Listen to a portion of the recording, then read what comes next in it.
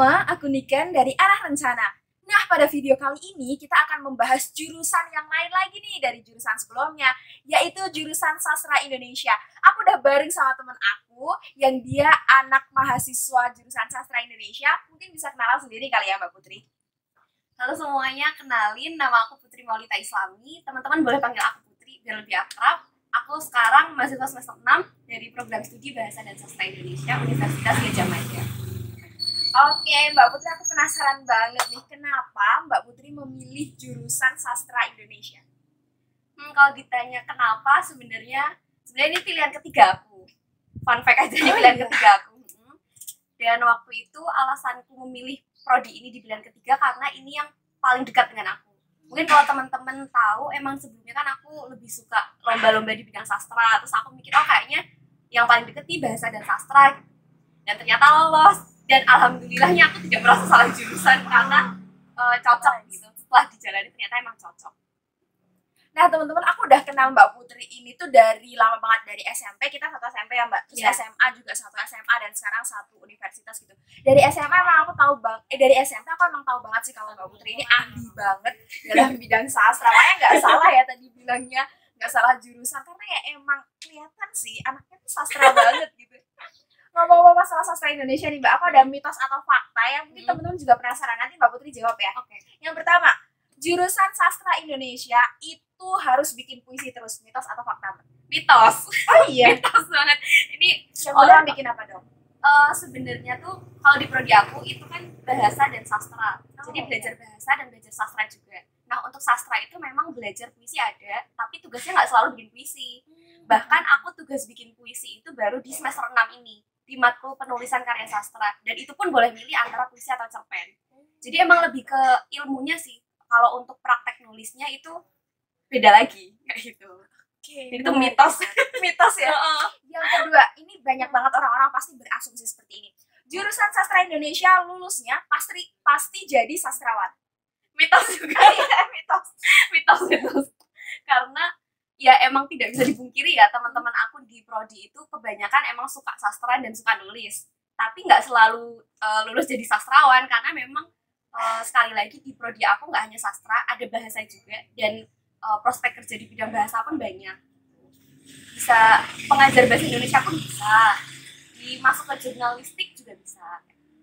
Menarik nih. Yang ketiga, biasanya anak sastra Indonesia itu harus memiliki jiwa seni yang tinggi. Kelihatan dari tampilannya itu. Mitos atau fakta? Jiwa seni yang tinggi. Pertama aku nggak ngerti yang disebut jiwa seni yang tinggi itu ya kayak apa ya. Tapi gimana dijawabnya? Kayaknya mitos ya. Karena setahu aku dalam menulis itu yang lebih penting sebenarnya intuisi ya, rasa. Jadi apakah itu ada korelasi sama jiwa seni yang tinggi aku nggak tahu. Tapi selagi punya intuisi, aku rasa bisa diolah untuk rajin nulis, untuk bisa nulis. Oke, selanjutnya ini banyak banget aku dengar. Anak sastra Indonesia katanya tugasnya cuma suruh baca novel, baca karya-karya sastra gitu. Mitos atau fakta? Mitos. Kenapa? Tugasnya emang apa? Karena tugasnya itu, ini jujur ya, aku bahkan setelah kuliah itu jadi nggak sesering itu baca buku sebenarnya. Kalau untuk novel, karena tugasnya nggak melulu novel gitu ya. Emang ada sih beberapa yang harus baca novel karena analisis karya sastra kan. Kalau analisis karya sastra, objeknya pasti karya sastra. Tapi nggak selalu itu, karena tugasnya banyak yang lain, makalah, soal-soal, ngerjain soal seperti biasanya juga ada. Oke, mitos atau fakta yang terakhir Mbak Putri. Kalau di jurusan sastra Indonesia, bahasa dan sastra Indonesia, yang dipelajari cuma bahasa Indonesia, nggak ada pelajaran bahasa-bahasa yang lain. Mitos juga. Menarik banget nih, ternyata mitos. nggak cuma belajar bahasa Indonesia ya. Karena di prodi aku ada matkul bahasa Belanda, bahasa Arab, bahasa Perancis juga ada. Kemarin ada bahasa Turki juga kalau nggak salah ya. Aku agak lupa, tapi nggak cuma bahasa Indonesia kok. Karena kalau kita lihat dari sejarahnya kan bahasa Indonesia itu awalnya dari bahasa Melayu. Nah, teks-teks bahasa Melayu itu dekat dengan, setahu aku ya, itu dekat juga dengan bahasa Belanda. Jadi kayak kalau untuk mengkaji itu, mahasiswa bahasa dan sastra Indonesia itu juga banyak yang hanya belajar bahasa Belanda juga. Walaupun emang nggak mendalami secara serius ya, tapi ada, di matkulnya ada. Oke, selanjutnya nih, ini udah beda topik, bukan mitos dan fakta lagi ya teman-teman. Jadi dari 5 pertanyaan itu ternyata semuanya hanya mitos ya. Makanya kalau pengen tahu lebih dalam nih, simak video selanjutnya. Selanjutnya, kalau misalkan mau masuk jurusan Bahasa dan Sastra Indonesia nih Mbak Putri, pengetahuan dasar apa sih yang udah harus dimiliki dulu? Kalau untuk pengetahuan dasar tentu bahasa ya sebenarnya, karena kita belajar ilmu bahasa gitu. Tapi kalau teman-teman nggak begitu suka bahasa nih, setahu aku ya, dari aku mengamati teman-temanku di prodi, selagi masih suka baca aja, insya Allah bisa kok di prodi Bahasa dan Sastra Indonesia. Oke, mantap. Jadi kuncinya harus senang baca dulu.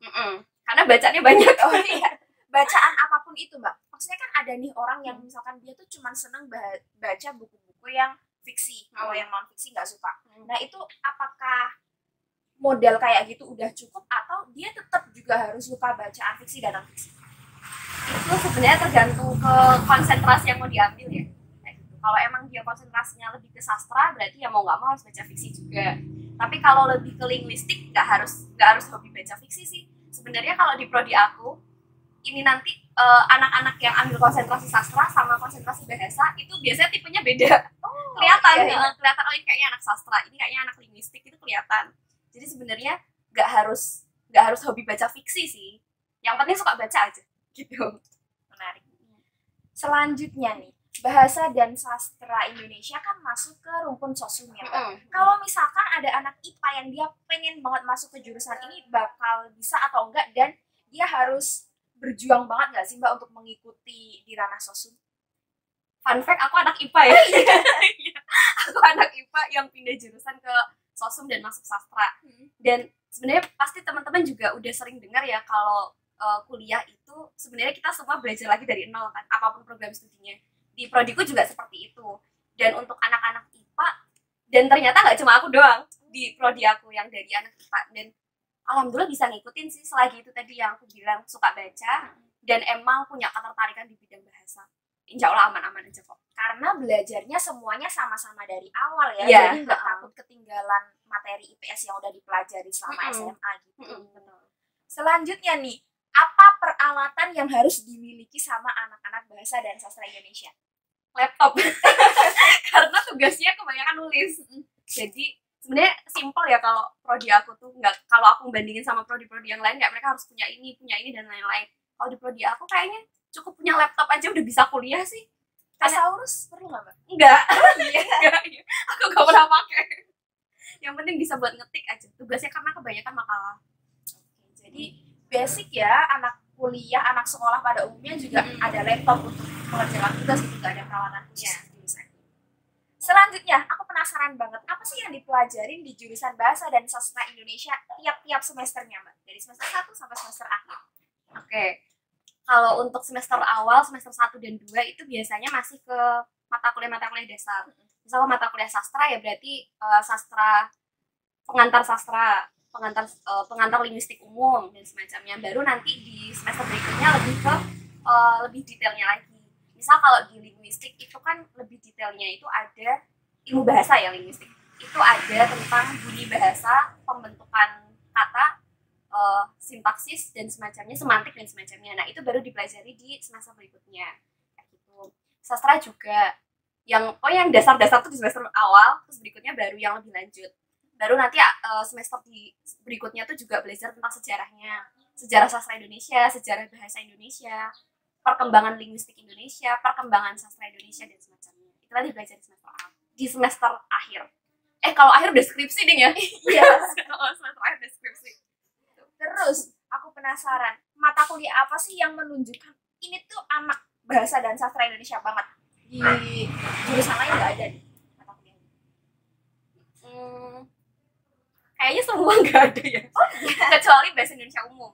Setahu aku kalau Bahasa Indonesia yang untuk basic untuk nulis, penelitian dan lain-lain itu di setiap prodi ada Bahasa Indonesia. Jadi dosenku di prodi itu sering aja di fakultas lain juga.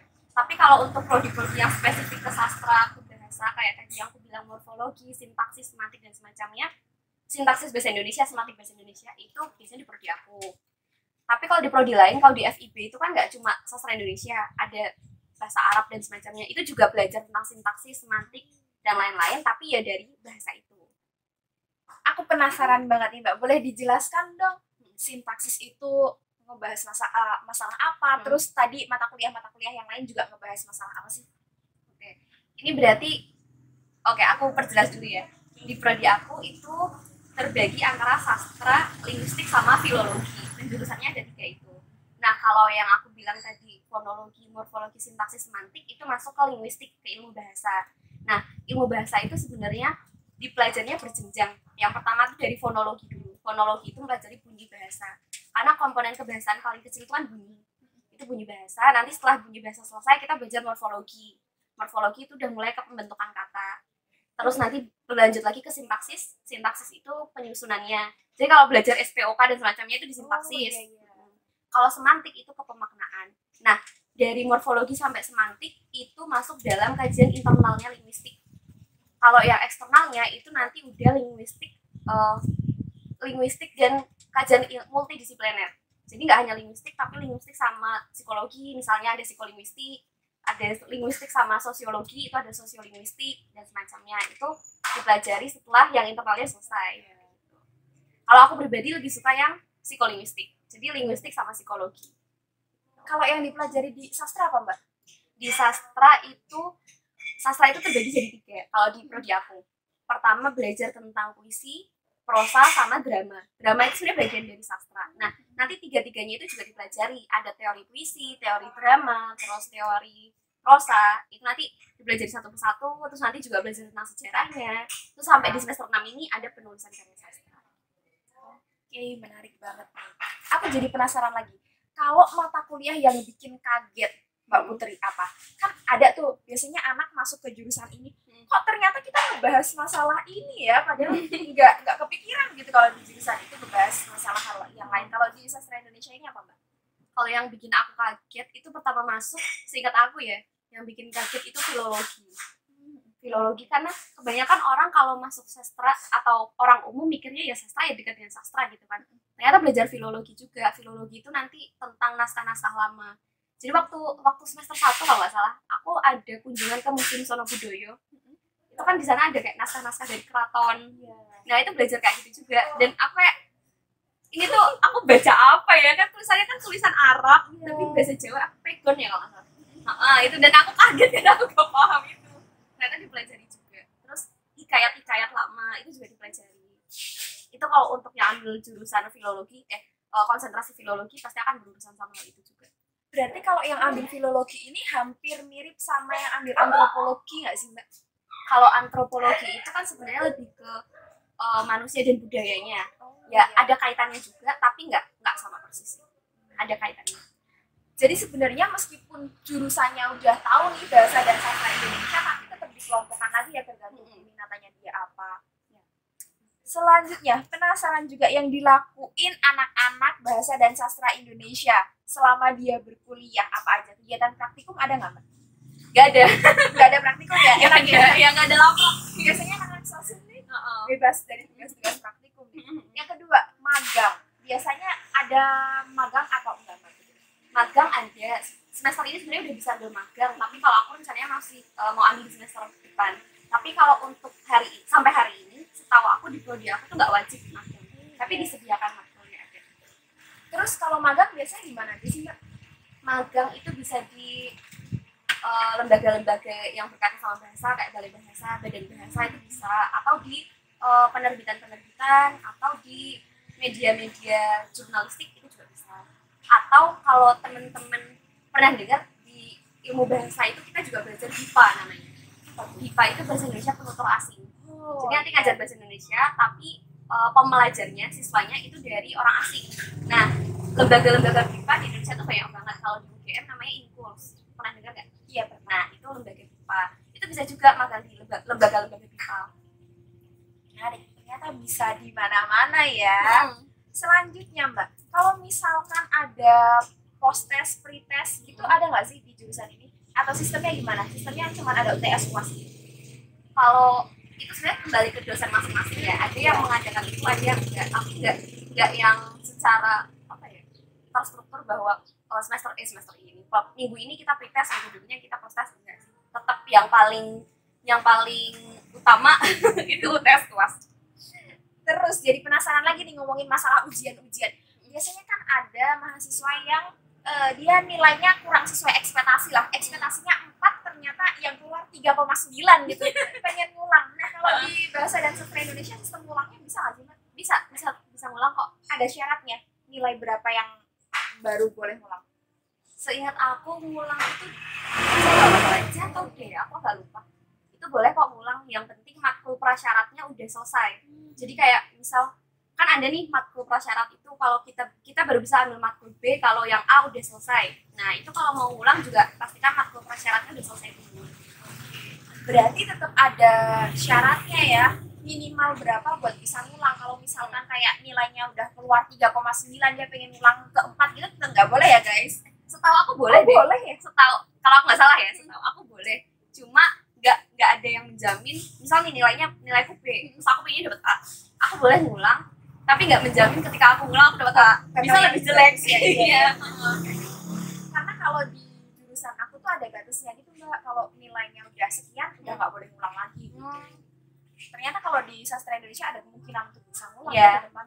Tapi jangan banyak berharap nilainya bakal bagus. Karena banyak kasus justru lebih jelek. Iya. Menarik nih ngomongin masalah nilai. Susah nggak sih Mbak dapet nilai di jurusan ini?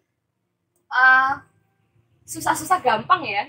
Kayaknya aku rasa ini hal yang umum di semua prodi, karena mungkin kalau kebanyakan orang ngiranya kayak ya bahasa mah gitu-gitu aja kan, kayak udah kita pelajari sejak SMP SMA. Padahal ternyata waktu aku kuliah yang aku pelajari itu benar-benar ilmu bahasa yang lebih luas cakupannya, dan itu emang bener bikin aku harus belajar dari awal lagi. Dan beberapa temanku pun mungkin ada yang kaget waktu masuk kayak, kamu ternyata belajarnya sebanyak ini gitu. Ya ada sih beberapa yang akhirnya dapet C kayak gitu. Dan ini kayaknya umum juga di semua prodi ya. Kembali ke dosen masing-masing, ada tipe dosen yang emang gampang nilainya, ada tipe dosen yang satu kelas itu rata-rata C semua, yang dapat A hanya mahasiswa dewa kayaknya. Ada yang kayak gitu. Iya benar-benar. Umum sih, di sastra Indonesia pun ada. Balik ke dosanya masing-masing ya. Iya. Terus penasaran, yang bikin pusing para mahasiswa kan adalah penugasan ya. Kalau di jurusan bahasa dan sastra Indonesia tugasnya tuh ngapain aja sih Mbak? Tugasnya biasanya, kalau di prodi aku itu kebanyakan tugas take home biasanya. Take home itu macam-macam sih, tergantung mintanya dosen, tapi kebanyakan sih sampai aku semester 6 ini take home kebanyakan makalah atau paper kayak gitu. Terus ada juga yang bikin kayak penelitian sederhana ya, masih dalam bidang bahasa dan sastra. Terus kalau untuk tugas kayaknya tergantung matkul juga. Kemarin aku ada matkul penyuntingan ya, tugasnya menyunting kalimat. Ada matkul surat dinas, tugasnya juga ngedit surat dinas kayak gitu. Berarti kalau kayak gitu tuh ada matkulnya sendiri ya, kayak surat dinas memang benar-benar dipelajari gitu ya Mbak? Ya. Itu untuk semua mahasiswa di jurusan itu atau yang ambil konsentrasi tertentu biasanya? Itu kalau yang surat dinas itu masuknya matkul pilihan. Jadi sebenarnya siapa aja boleh ambil. Bahkan dari luar bahasa dan sastra Indonesia pun boleh ambil kok, kalau di semesternya ada ya. Iya, boleh ambil. Benar. Selanjutnya nih, kalau jurusan bahasa dan sastra Indonesia ada statistika, ada menghitung gitu nggak sih Mbak? Nggak ada. Sama sekali terbebas ya? Iya benar. Ini bisa jadi pilihan untuk teman-teman yang menghindari matematika ya? Kayak aku contohnya. Aku juga sih Mbak. Terus untuk bahasanya, buku-buku panduan yang dipelajari, apakah dia buku Indonesia juga karena bahasa dan sastra Indonesia, atau tetap ada rujukan dari buku-buku jurnal asing? Tetap ada yang dari luar juga, karena kalau belajar tentang linguistik aja contohnya ya, linguistik itu kan ilmu bahasa. Nah, perkembangan linguistik Indonesia itu nggak bisa terlepas dari perkembangan linguistik dunia ya. Jadi pasti ada teori-teori linguistik dari ahli bahasa orang luar yang itu juga dipelajari, dan jurnal rujukannya juga beberapa bahasa Inggris. Bahkan beberapa bukunya pun ada yang berbahasa Inggris. Berarti kuncinya tetap di awal dia harus tahu juga ya Mbak bahasa Inggris biar nanti kedepannya lebih mudah. Ya, iya bener sih. Kayaknya ya setahu aku emang kalau untuk mahasiswa emang basicnya harus tahu dulu bahasa Inggris karena semua buku-buku emang kebanyakan rujukannya asing gitu. Selanjutnya nih, aku penasaran, Mbak Putri ambil konsentrasi apa sih Mbak? Linguistik. Namanya dari tadi ngomongin linguistik. Oh iya. bener sih. Penasaran, yang membedakan antara linguistik, sastra, terus filologi itu sebenarnya apa? Apakah dia juga berpengaruh kepada nanti prospek kerjanya atau gimana? Kalau yang membedakan dari 3 konsentrasi itu tentu objek kajiannya ya. Kalau linguistik ke ilmu bahasa, sastra yang lebih ke karya sastra, filologi ya ke naskah-naskah lama seperti itu. Tapi kalau untuk prospek kerja sebenarnya ini kembali lagi ini tergantung ke mahasiswanya masing-masing ya. Dia punya skill di mana. Nggak menutup kemungkinan yang ambil konsentrasi sastra bisa punya pekerjaan di bidang linguistik. Kayak dosenku contohnya. Dosenku tuh waktu kuliah dia ambil konsentrasi sastra. Tapi setelah jadi dosen, beliau malah jadi dosen linguistik di matkul penyuntingan kayak gitu. Jadi sebenarnya tergantung ke mahasiswanya lagi. Tapi ya tetap beberapa bidang pekerjaan meminta untuk kita punya konsentrasi yang sesuai dengan prospek tersebut juga ada.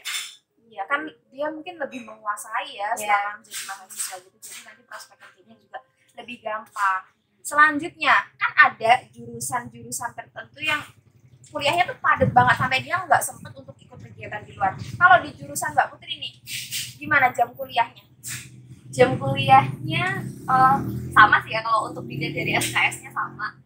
Tapi mungkin yang membedakan di prodi aku itu karena nggak ada praktikum ya, jadi kayak lebih slow ya. Jadi sebenarnya untuk teman-teman yang mau ambil prodi bahasa dan sastra Indonesia sangat memungkinkan kok kalau mau punya kegiatan di luar akademik, karena emang waktunya nggak sepadat dari teman-teman aku yang saintek ya kayaknya. Masih bisa untuk organisasi. Oke, menarik nih. Jadi teman-teman yang pengen tetap berkembang di luar selain di bidang akademik juga bisa. Biasanya anak-anak sastra Indonesia kalau ikut organisasi itu dalam hal apa sih Mbak? Kalau dari teman-teman aku di FIB itu kan juga ada BSO. Itu macam-macam sih. Ada yang memang di sastra kayak Sanggar Lincak itu lebih ke puisi. Ada juga yang ke jurnalistik, ada yang suka fotografi. Itu rata-rata teman-teman pada kesebar di situ. Tapi kalau untuk keluar FIB juga ada yang ikut BEM, ikut UKM, itu juga banyak. Tergantung kembali ke minatnya masing-masing sih. Kadang nggak harus selalu berkaitan sama bahasa dan sastra Indonesia untuk ikut kegiatan organisasi di luar akademik. Oke. Selanjutnya aku juga penasaran. Biasanya kan ada anak-anak yang ambis banget. Dia pengen ikut berbagai macam lomba. Nah, kalau di jurusan bahasa dan sastra Indonesia tuh lebih mengarah ke ikut lomba apa sih, Mbak? Ikut lomba, kalau dari teman-teman aku banyak lomba berkaitan sama sastra ya. Kayak kita sering banget nemuin lomba-lomba sastra. Bener banget. Lomba puisi, lomba cerpen, terus pembacaan puisi buat nulis isai, feature dan semacamnya. Tapi kalau sedikit informasi juga, sebenarnya banyak lomba-lomba kebahasaan yang diadakan oleh Badan Bahasa. Kayak lomba debat bahasa Indonesia juga ada, lomba pengetahuan bahasa Indonesia pun juga ada, dan itu terbuka untuk mahasiswa bahasa dan sastra Indonesia. Jadi banyak terbuka. Bahkan pun kalau misalkan ada lomba lain yang kayak sepertinya tidak berkaitan, itu bisa ya. Misalkan kayak penulisan esai nih, esai tentang tema tertentu, terus dia subtemanya ada pendidikan, ada ekonomi, ada itu tetap bisa masuk ikutan ya. Jadi terbuka, kesempatannya terbuka lebar teman-teman. Kemudian tadi udah ngomongin masalah perkuliahan sama awal masuk kuliah. Sekarang masalah tugas akhir nih. Kan biasanya ada teman-teman yang dia enjoy aja masuk ke jurusan tertentu, tapi nanti di akhir semester kaget, oh ternyata tugas akhirnya tuh seperti ini. Nah, kalau di bahasa dan sastra Indonesia tugas akhirnya apa sih, Mbak? Tugasnya skripsi ya, tetap skripsi. Dan skripsi itu nanti kebagi jadi 3, kayak yang aku sebutin tadi, mau ambil konsentrasi yang linguistik, sastra atau filologi. Kalau aku ambil konsentrasi linguistik, jadi nanti skripsi aku tentang linguistik. Nah, sebenarnya tuh kalau teman-teman cari tahu tentang skripsinya anak bahasa dan sastra Indonesia itu kadang lucu-lucu ya. Karena contohnya, karena yang kita kaji tuh mungkin orang mikirnya kayak, oh aku nggak kepikiran bakal ada kajian tentang itu loh. Kayak contoh penamaan nama burjo aja bisa jadi skripsi. Oh iya, wah menarik. Podcast Dedi bisa jadi skripsi. Wow. Bahkan apa ya, kalau kemarin dosen gue sempat cerita, kalian tuh kalau pusing-pusing topik skripsi coba aja keluar, kayak apapun yang kamu amati ada kaitannya sama bahasa atau penulisan itu bisa jadi skripsi. Penulisan plat motor aja pun bisa kalau kamu tahu caranya, kan bisa. Kembali lagi tergantung ke matkul yang diambil sih, lebih suka ke apa. Kalau aku karena suka psikolinguistik, ya aku ambilnya dari psikolinguistik. Kayak contohnya di psikolinguistik itu kita belajar tentang pemerolehan bahasa. Kayak kenapa sih seseorang itu punya kemampuan berbahasa, dari mana kemampuan berbahasa itu datang, kayak gitu. Kita dipelajari juga tahap perkembangannya, anak usia berapa sampai berapa dia bisa ngomong apa, terus nanti tahap perkembangan kebahasaannya di usia setelah itu dia udah bisa apa, itu dipelajari di psikolinguistik. Nah, aku ambil topik itu, insya Allah buat skripsi aku doain ya. tentang pemerolehan bahasa kayak aku ambil. Terus penasaran lagi, itu kan mulai pemilihan konsentrasi di semester berapa Mbak? Semester sebenarnya tuh kalau di prodi aku nggak ada yang patokan harus semester ini kamu harus ini ya ini karena dari semester awal sampai akhir itu matkulnya itu udah ada matkul pilihan yang kita ambilnya bebas mau apa aja. Kayak aku ambil linguistik tapi aku mau ambil matkul pilihan sastra pun boleh. Tapi di semester 6 ini harus udah menentukan karena di semester 6 ada matkul namanya matkul seminar, dan seminar itu udah persiapan ke pembuatan skripsi, dan itu seminar udah bagi jadi 3 juga, seminar linguistik, sastra, sama filologi. Nah karena aku ambil linguistik, aku berarti ambilnya matkul seminar linguistik gitu. Keren banget, menarik banget ya. Jadi tercerahkan ternyata jurusan bahasa dan sastra Indonesia tuh seperti itu. Kalau nanti lulus nih dari jurusan ini, gelarnya apa Mbak? SS. Apa tuh? Sarjana sastra ya? SS? Iya, bukan spesial sambal. Soalnya sering diplesetin sama teman-teman. Kita tidak di endorse guys. Periode kuliahnya berapa lama di jurusan ini? Normalnya 4 tahun sama kok. Ya. Kalau mau cepat 3,5 bisa. 3,5 udah bisa ya. Biasanya sekarang kayak lebih cepet gitu, udah diarahkan. Apalagi nanti di semester 6 kata Mbak Putri udah diarahkan untuk topik skripsi ya, jadi bisa lebih cepet. Selanjutnya, prospek kerja ini banyak banget ditanyain pastikan kalau misalkan mau masuk ke jurusan tertentu, pertimbangannya adalah nanti lulus kerja jadi apa ya. Nah kalau di bahasa dan sastra Indonesia, lulus kerja jadi apa sih Mbak? Lulus kerja jadi apa? Aduh itu juga pertanyaanku ya. kayaknya mahasiswa kuliah jurusan apapun kalau udah semester akhir, iya kalau udah semester akhir muncul lagi pertanyaan mau idealis atau mau realistis. Iya. Tapi kalau kita ngomongin tentang prodi dan prospek kerja yang berkaitan sama prodi, seperti yang aku bilang tadi ya, itu macam-macam sih, karena ilmu bahasa kan bisa masuk kemana-mana. Kayak orang ngomong itu butuh bahasa, pasti ada juga ahli bahasa di situ. Kalau ngomongin prospek, kalau yang konkretnya ya, bisa ke jurnalistik, bisa penerbitan, bisa terus yang aku bilang tadi badan bahasa yang pengajaran itu bisa. Kayak kemarin cutting aku ada matkulnya nih, matkul BIPA. Terus di matkul itu dosen aku tuh ngundang cutting aku yang udah bekerja di BIPA. Dan kalau udah kerja di BIPA tuh enak banget karena bisa kemana-mana, bisa keluar negeri, bisa dikirim kemana-mana untuk ngajar bahasa. Karena kan kalau misal dari luar ada orang asing, misal mahasiswa asing aja yang belajar ke Indonesia kan butuh pembekalan bahasa Indonesia nih. Nah mereka akan diarahkan untuk masuk ke lembaga BIPA dulu untuk punya kemampuan berbahasa Indonesia. Nah ini prospek banget buat mahasiswa bahasa dan sastra Indonesia kalau mau itu bisa ngajar mereka. Aku sempat tertarik ke situ juga sih sebenarnya karena seneng ya, ketemu banyak orang, ketemu orang asing apalagi ya. Dan itu bisa dikontrak beberapa tahun juga, jadi kayak beberapa tahun di luar negeri dibayari negara dan kita ngajar, sama di sana pasti memperkenalkan budaya Indonesia juga. Itu seru banget. Kemarin aku sempat dikasih tahu dokumnya, keren banget sih itu. Kalau mau, wah menarik. Kalau misalkan di jurusan ini mau masuk ke pemerintahan gitu bisa nggak? Bisa. Kira-kira ke bagian apa Mbak? Sekretaris. Iya, bener, sekretaris karena kan ada penulisan surat dan sebagainya ya, bisa masuk juga. Bener. Terus kalau misalkan pengen masuk ke perusahaan, startup dan sebagainya gitu tetap bisa.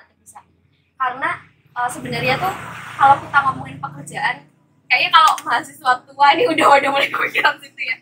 Sama-sama ngerti kalau pada akhirnya nanti yang akan menentukan tetap skill dari kembali ke orangnya masing-masing kan.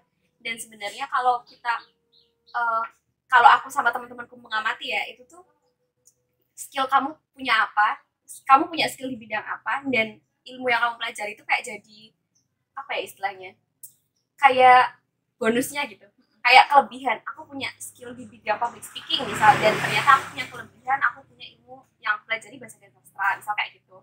Dan sebenarnya pintar-pintar kita mau nyari cocoknya di mana sih gitu. Aduh, ngomongin pekerjaan tuh. Pekerjaan aku juga sampai sekarang kepikiran besok lulus mau jadi apa ya. Meskipun sebenarnya kalau mau idealisnya gitu ya, udah tahu nih kalau di jurusan aku lulusnya mau jadi apa, di jurusan Mbak Putri juga mungkin udah tahu ya mau masuk ke apa gitu. Tapi nanti kalau mau realistisnya ya bingung lagi. Tetap kembali ke diri sendiri. Bahkan kayak udah jadi rahasia umum ya, kayak banyak orang-orang yang akhirnya lulus dan kerjanya tuh nggak sesuai dengan bidang ilmunya. Itu banyak juga karena emang akhirnya yang dilihat skill kita. Kayak aku belajar bahasa Indonesia tapi ternyata aku nggak ahli di bidang itu, ya sama aja. Belajar yang penting. Ya, belajar yang penting. Selanjutnya, ngomongin masalah kuliah, pasti tentu ada biaya kuliah. Kalau di jurusan Bahasa dan Sastra Indonesia, apakah biayanya terhitung mahal atau terhitung murah, atau bahkan ada biaya lain yang harus dikeluarkan di jurusan ini? Kalau untuk biaya kuliah berarti UKT ya. Kalau Iya. UKT itu sama sih dari prodi-prodi yang lain, ada UKT 0 sampai 8 juga. Tapi kalau untuk nominalnya aku agak lupa. Seingat aku kalau UKT 1 itu sekitar 500.000 kalau nggak salah ya. Terus UKT 8 itu sampai 8 juta kalau nggak salah. Sekitar 8 juta. Tapi kalau untuk biaya lain di luar UKT sebenarnya nggak terlalu banyak ya setahu aku, kecuali untuk buku-buku, karena kan emang nggak ada praktikum, jadi nggak ada tanggungan untuk beli ini itu, paling beli buku. Tapi emang kalau buku-buku sastra tuh kadang mahal ya. Benar banget. Itu udah sih rata-rata cuma untuk beli buku aja untuk mahasiswa. Makanya mahasiswa prodi aku itu harus ngirit di awal semester karena bukunya banyak ya. Aku penasaran nih jadinya. Bahasa dan Sastra Indonesia, pasti orang-orang orientasinya ke Indonesia, ke dalam negeri. Tapi di jurusan ini ada exchange gitu nggak sih Mbak kalau misalkan mau lanjut keluar? Kalau aku lihat dari teman-temanku tuh kayaknya kurang ada yang kayak gitu ya. Tapi sebenarnya untuk kesempatan keluar itu selalu ada. Apalagi kalau di UGM kan emang terbuka banget ya untuk kemungkinan exchange. Jadi sebenarnya kembali lagi ke kitanya rajin-rajin nyari atau enggak. Pasti ada sih kesempatannya ke sana. Kalau misalkan dia mau exchange, apakah yang dipelajari juga tetap bahasa dan sastra Indonesia Mbak? Atau ada jurusan lain yang dipelajari? Kalau setahu aku exchange itu bisa juga belajar ilmu bahasa, tapi nggak harus merujuk ke ilmu bahasa Indonesia, karena yang udah aku bilang di awal tadi, kita belajar linguistik Indonesia tuh nggak bisa lepas dari perkembangan linguistik dunia kan, dan itu juga bisa dipelajari di luar. Makanya rata-rata dosen aku itu banyak yang S3-nya ambil di luar karena emang belajar ilmu bahasa. Atau malah kebanyakan kalau di FIB ya, kalau teman-teman masuk FIB justru mahasiswa luar banyak yang datang ke sini. Iya benar. Makanya banyak yang sering melesetin kan FIB fakultas isinya bule. Iya benar, fakultas isinya bule. Karena banyak Banget bulenya ya. Selanjutnya Mbak Putri, aku penasaran, apa sih yang bikin Mbak Putri kaget pas masuk ke jurusan Bahasa dan Sastra Indonesia? Yang bikin kaget karena ternyata bahasa tuh luas banget cakupannya. Kayak yang aku bilang tadi, ini sebenarnya masih aku temuin sampai hari ini ya. Kalau aku ngobrol sama teman-teman aku di luar prodi Bahasa dan Sastra Indonesia, aku masih sering banget dapet pertanyaan, kok ada ya orang mau masuk prodi Bahasa Indonesia padahal 12 tahun udah belajar bahasa Indonesia gitu. Nah itu juga, Kok kuliahnya masih mau ambil bahasa Indonesia gitu. Terus aku kayak gemes sendiri tuh, aku pengen bilang yang dipelajarin tuh nggak kayak waktu kita SMP SMA beda banget ya. Gitu, karena mungkin ya kalau aku nggak salah untuk kita sekolah dari SD SMP SMA itu bahasa Indonesianya ya untuk kemampuan dasar aja, biar kita bisa ngomong dengan bahasa Indonesia yang baik, bisa nulis dengan bahasa Indonesia yang baik. Tapi kalau udah kuliah dan prodinya bahasa Indonesia, itu benar-benar ya belajar tentang ilmu bahasa, dari sejarahnya, perkembangannya, terus dari mana orang bisa punya bahasa Indonesia, terus bahasa kaitannya sama kehidupan sosial kita, itu dipelajari semua. Makanya waktu aku masuk tuh benar-benar yang oke, ini emang ilmu bahasa nih kayaknya nih. Dan apa yang kita pelajari selama 12 tahun kemarin itu kayak masih bagian kecil dari ilmu bahasa. Itu yang bikin aku kaget, terus luas ini ya ternyata cakupannya gitu. iya ya, setiap hari karena kita menggunakan bahasa Indonesia. Belum aspek-aspek lain di dalam bahasa Indonesia, aku juga pemikirannya pasti luas banget yang dipelajari anak-anak Bahasa dan Sastra Indonesia gitu. Pernah ngerasa kesulitan nggak sih Mbak untuk mengerjakan tugas, kuliah dan sebagainya? Pernah ya. Apa yang bikin ngerasa susah banget nih? Yang bikin susah karena tadinya aku mengira itu nggak sesusah itu. Pas dicobain ternyata susah banget. Kayak contohnya matkul penyuntingan, kayak mungkin teman-teman ya udah pasti udah pernah ngalamin sendiri ya, kita UN bahasa Indonesia dari SD SMP SMA pasti kan ada pelajaran bahasa Indonesia yang huruf kapital ini gimana, ejaan yang salah yang mana, yang baku mana, tidak baku mana, itu kayak umum banget ya kita belajar itu. Aku pun di kuliah ada matkul penyuntingan dan UTS-nya dalam tanda kutip cuma 40 kalimat, tapi ternyata aku ngerjain seminggu nggak selesai. Iya. Ternyata susah 40 banget. kalimat. Seminggu tuh nggak selesai. Ternyata sesusah itu sampai aku sama teman-temanku tuh bikin Zoom, kita debat bareng-bareng, ini yang bener, ini salah, ini. Dan ternyata pas udah debat nih udah ngerasa, oh ya kayaknya bener nih, bener. Pas udah dikumpulin, dosenku baca, dosenku tuh bilang gini, ada kemungkinan banyak dari kalian salah semua. Wow. Dan kayak, wah, padahal orang lain ngeliatnya kayak ya ngedit kalimat doang gitu. ternyata nggak sesederhana itu. Iya bener sih. Aku pun ngerasain ketika UN ya, UN SD, SMP, SMA itu kan ada bahasa Indonesia ya. Dan kadang suka bingung, ini nih jawaban A bener, jawaban B juga bener. Jadi yang bener yang mana gitu. Emang nggak sederhana kelihatannya. Itu yang bikin kaget ternyata. Kalau anak-anak bahasa dan sastra Indonesia tuh kan dia kayak patokannya adalah WEBI ya Mbak. Kalau ngomong sehari-hari, chatting gitu menggunakan bahasa Indonesia yang baik dan benar nggak sih Mbak sebenarnya? Enggak. Selama ini aku sering banget dibercandain kayak gini sampai bilang, Put kalau ngobrol sama kamu harus bener ya ini penggunaan titik komanya gitu. Padahal enggak sih, santai aja biasa. Kayak kita ngobrol biasa. Tapi emang kalau aku mengamati dari teman-teman aku, kebanyakan anak mahasiswa bahasa dan sastra Indonesia itu emang punya kemampuan bahasa yang bisa dibilang lebih gitu ya. Kayak intuisi kebahasannya tuh lebih tajam. Jadi makanya maaf aja nih kalau misalnya ada salah tulis apa terus mahasiswa bahasa langsung sensitif, ini tuh salah loh, ini gitu. Karena emang intuisinya tuh mungkin karena emang terlatih ya, udah terbiasa tugasnya itu terus, jadi kebiasaan kan kalau ngeliat ada yang salah langsung komen gitu. Padahal kalau untuk ngobrol ya biasa aja, nggak harus harus baku gitu ya. Kirain ngobrol sama chat tuh harus baku, karena aku pernah nih chattingan sama temen aku ya, ada kalimat yang nggak bener atau D-nya digabung atau dipisah, terus penggunaan huruf kapital sama koma nggak bener aja kayak langsung disalahin, nggak kayak gitu kan sesuai. Enggak sih doman. Tapi kalau aku biasanya protesnya kalau jadinya ambigu kalimatnya, kayak misal ya kayak contoh deh, apa namanya, dia makan tikus mati, dia makan tikus mati, kan beda ya. Nah kalau di chat kan kalau misal nggak ada komanya kita kan bingung bacanya gimana. Nah biasanya kan itu yang aku protes, tapi bukan karena kaidah kebahasannya salah, tapi kan aku nggak paham kamu ngomong apa. Gitu sih sebenarnya. Itulah pentingnya bahasa Indonesia ya teman-teman. Jadi kita harus peduli juga nih. Dan aku beberapa waktu yang lalu juga melihat mulai banyak gerakan-gerakan peduli penggunaan bahasa Indonesia gitu, penggunaan ejaan bahasa Indonesia. Karena kan sekarang kita udah mulai kecampuran bahasa asing. Jadi menggunakan bahasa sehari-hari pun bahasa Indonesia mix bahasa asing. Sebenarnya nggak masalah ya, aku juga kadang kayak gitu. Sebenarnya nggak masalah banget ya teman-teman untuk menguasai bahasa lain, tapi kita juga harus tahu nih sebenarnya penggunaan bahasa Indonesia yang baik dan benar itu seperti apa. Kayak gitu. Menarik banget. Putri, aku penasaran banget. Pernah ngerasain kesulitan nggak sih masuk ke jurusan ini? Kesulitan itu kalau untuk masuk ke jurusannya jujur aku nggak begitu merasakan ya, karena pertama kalau ini sebenarnya subjektif banget, tapi kalau dari cerita aku ini tuh bukan yang aku rencanakan di awal, tiba-tiba masuk aja gitu, jadi nggak gitu kerasa. Tapi kalau untuk selama ikut kuliahnya tentu ada sih kesulitan, karena yang aku ceritakan tadi ada beberapa matkul yang ternyata bikin aku kaget ya, wah belajarnya sebanyak ini. Itu kesulitan ngikutinnya di awal. Terus kalau aku merhatiin dari teman-temanku, banyak juga nih yang misal dia dari anak IPA yang sebenarnya dia nggak begitu suka bahasa, nggak begitu suka membaca, terus dia tuh kayak waktu ambil kuliah dia pilih prodi yang sekiranya dia nyampe gitu, ya nyampe beneran sih masuk beneran, tapi ternyata pas udah kuliah baru merasa wah ini nggak cocokin sama aku. Itu ada beberapa temanku yang kayak gitu, cuma kebanyakan dari temanku tuh ya itu belajar lagi dari awal dan alhamdulillah bisa mengikuti sih sekarang.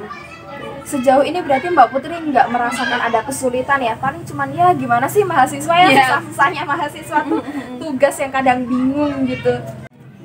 Nah biasanya teman-temannya Mbak Putri tuh ngerasa salah jurusan karena apa sih Mbak? Karena bayangan mereka tentang prodi itu nggak sama seperti waktu udah dijalanin beneran, ya ekspektasinya nggak sama. Kayak yang teman-teman aku banyak cerita, kebanyakan dari mereka tuh nganggap ya bahasa Indonesia mah gampang ya, dianggapnya gampang gitu. Ternyata pas udah masuk, rumit banget. Kayak aku deh contohnya, aku nggak merasa akan menemukan biologi, ternyata ada di matkul psikolinguistik. Karena kan psikolinguistik itu pemerolehan bahasa, belajar juga tentang gimana kita bisa melafalkan bunyi. Jadi kayak organ bicaranya tuh dipelajarin itu juga. Dan ternyata hal kayak gitu tuh ada di bahasa Indonesia. Dan kadang hal kayak gitu tuh orang nggak nyangka, oh ternyata ada juga kayak gini. Terus kalau misal di sastra, ya teman-temanku yang ambil konsentrasi sastra biasanya tuh karena mereka suka sastra, suka nulis, suka baca puisi dan semacamnya. Ternyata pas sudah masuk ekspektasinya bakalan diajarin nulis puisi, ternyata enggak. Ternyata diajarinnya lebih ke teori. Jadi kayak kenapa sih ada orang nulis ini, sebenarnya dia tuh mau menyampaikan apa, makna di dalamnya apa, kayak gitu. Lebih ke kajiannya, terus belajar tentang teorinya dan lain-lain. Jadi yang tadi ekspektasinya bakalan jadi rajin nulis, bakalan ini, oh ternyata nggak sesuai sama ekspektasinya dia. Kayak yang aku bilang tadi, kita tuh kami dimintain untuk banyak nulis itu baru di matkul penulisan karya sastra di semester 6.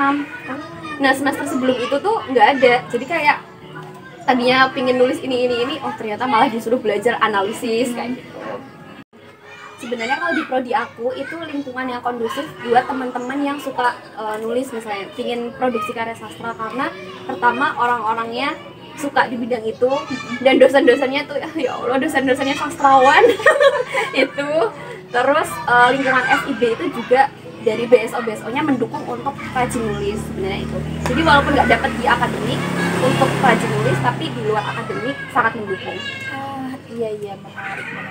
Selanjutnya nih Mbak, tipe orang seperti apa yang cocok banget nih masuk ke jurusan Bahasa dan Sastra Indonesia, dan juga tipe orang yang seperti apa yang nggak cocok untuk masuk ke jurusan ini? Kalau ditanya yang cocok, tentu yang punya ketertarikan di bidang bahasa, di bidang sastra, suka nulis itu bisa, suka suka nonton film bisa. Iya. Kalau yang nggak cocok itu berarti apa ya? Yang suka hitung-hitungan kali ya. Oh iya. Karena nggak ada hitung-hitungannya sama sekali. Jadi kalau masuk bahasa untuk mencari hitung-hitungan nggak nemu. Tapi rata-rata emang ini aku nggak tahu yang terlalu mengeneralisasi atau emang kayak gini ya. Tapi kebanyakan itu teman-teman aku yang suka matematika emang nggak suka bahasa Indonesia. Dan teman-teman aku yang suka bahasa Indonesia itu nggak suka matematika. Kayak aku contohnya. Jadi kalau misalnya kalian nggak suka matematika dan lebih suka ke bidang bahasa, cocok banget sih masuk prodi aku. Gitu guys. Jadi kalau mau cari hitung-hitungan nih, nggak ada di Bahasa dan Sastra Indonesia ya, mungkin adanya di jurusan matematika atau jurusan teknik tuh yang menghitung gitu. Selanjutnya Mbak Putri, aku penasaran, suka dan duka masuk ke jurusan sastra Indonesia apa aja tuh? Suka dukanya ini bisa masuk suka, bisa masuk duka ya sebenarnya. Baru masuk kuliah langsung dianggap jadi ahli bahasa. Jadi itu bener-bener teman-teman aku itu banyak yang tahu aku masuk prodi bahasa sastra Indonesia, baru masuk aja langsung ditanyain, Put, bantuin ngerjain tugas ini gitu. Padahal itu tugasnya anak teknik loh. Sampai lah kok aku gitu. Ternyata dia tuh nggak bisa memahami maksud soalnya. Gitu. Terus minta tahu aku. Atau sesederhana orang, aku mau ngecat dosen udah sopan belum ya Put? Itu nanya aku. Sering banget aku dapat pertanyaan kayak gitu. Iya. Karena mereka nganggapnya kayak, nah kan kamu ngerti tata bahasa tuh Put, ini udah sopan belum kayak gitu. Di satu sisi iya sih, kayak oh aku berarti merasa berarti orang-orang menganggap aku berkompeten di bidang itu masuk suka ya. Tapi dukanya, aduh kadang tuh bahkan hal yang aku nggak tahu tuh mereka ekspektasinya aku tahu gitu. Itu yang susah. Di luar itu ada lagi nggak Mbak? Di luar itu suka dukanya apa ya? Dianggap ahli sastra. Dianggap ini sih teman-teman aku tuh kebanyakan pada bilang, Put aku ada tugas bikin puisi, ajarin bikin puisi dong gitu. So aku mikir, aduh gimana ya ngajarin bikin puisi, soalnya aku belajar bikin puisi bertahun-tahun pun sampai sekarang masih ada beberapa hal yang aku nggak bisa. Jadi orang tuh kayak ngerasa, kamu kan udah bisa tuh Put, pasti bisa lah ngajarin aku. Itu kayak nggak sesederhana itu. Itu sih suka dukanya. Suka duka ya. Jadi nggak ada duka yang berat banget gitu ya. Kalau aku lihat tadi ya paling biasalah anggapan orang-orang terhadap jurusan ini gitu. Selanjutnya Mbak Putri, terakhir banget, pesan yang ingin Mbak Putri sampaikan buat temen-temen yang pengen masuk ke jurusan Bahasa dan Sastra Indonesia apa tuh? Pesannya jangan takut, karena mungkin anggapan orang di luar sana banyak yang apa ya, ini hal yang umum aku temui di mahasiswa Bahasa dan Sastra Indonesia ya. Mereka ketika masuk tuh banyak yang nanya kayak, kamu ngapain masuk situ, ntar mau kerja apa, kayak apa ya, mungkin dinilai sebagai program studi yang nggak mentereng gitu ya. Tapi kalau teman-teman emang suka dan merasa ini adalah prodi yang cocok, aku rasa nggak usah takut untuk masuk, karena seperti yang dosen aku selalu bilang, sebenarnya apapun disiplin ilmu yang kita tekuni, selagi kita ahli di situ, ilmu kita tuh akan selalu dibutuhkan dimanapun gitu. Jadi walaupun kamu masuk program studi yang orang lain ngiranya kayak kok nggak terlalu prospek dan semacamnya dan lain-lain, tapi kalau kamu ahli di situ pasti kamu akan dibutuhin di mana-mana. Kayak aku melihat sendiri dari dosenku ya, ada banyak kasus-kasus kayak pemberitaan di TV dan lain-lain yang ternyata membutuhkan ahli bahasa, dan itu bayarannya gede. Wow. Dan itu dosenku sering ikut hal seperti itu juga. Jadi kembali lagi, kalau ahli pasti akan dibutuhin di mana-mana. Jadi jangan takut untuk masuk. Iya bener sih, aku setuju banget sama statementnya Mbak Putri tadi, bahwasanya kalau misalkan kita udah passion di situ, udah ahli di situ, pasti akan dibutuhkan di mana-mana, karena keseharian kita tuh tidak terlepas dari berbagai macam ilmu yang sangat kompleks gitu ya Mbak. Makasih banget Mbak Putri udah berbagi sama kita, jadi lebih tahu lagi nih tentang jurusan Bahasa dan Sastra Indonesia. Makasih sudah meluangkan waktu Mbak. Nah, buat teman-teman yang penasaran sama jurusan-jurusan lain, boleh banget silahkan tulis di kolom komentar. Dan jangan lupa untuk like, komen jurusan yang kalian inginkan, kemudian subscribe agar kalian tidak ketinggalan notifikasinya. Sampai jumpa di video berikutnya. Dadah!